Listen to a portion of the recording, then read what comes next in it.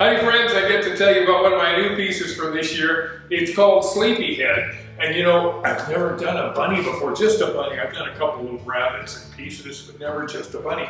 But I gotta tell you the story about how this came about. Last summer, out here by the barn, we looked over one day. Now Wendy noticed this, and over by Quinn's stall, which was not a real long distance away where his turnout is, she looked over and she saw this little bunny, and she was hovering over a little kind of a hole, and there was 3 little sets of ears nursing on her. And so we thought, oh, great, this is so cool. Well, she covered them up, and we couldn't tell where she covered them up. And we were able to look, you couldn't see it. Anyway, she ended up raising these babies, and then she started hanging out right at the corner of the barn. And so over time, you know, she was very relaxed. I got lots of good reference material.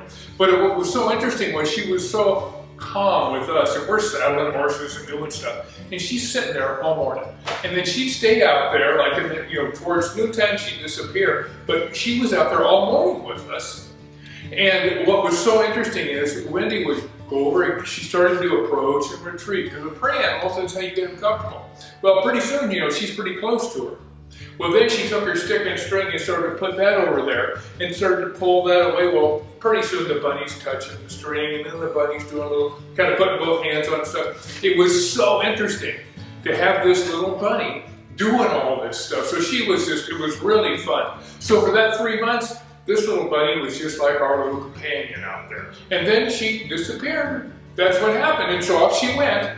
But we got to spend a lot of time with her, and it was so neat to be able to do a piece like this. Now, she'll be felted on the bottom, so it'll just be the gesture of the piece. And you can see this is one of the gestures that she would do when she was out there with us. It's got really nice textures, and you know, rabbits are just cute all the way around. So it's going to be a little piece you can kind of put anywhere, and it's going to look great. So there you go. This is Sleepyhead.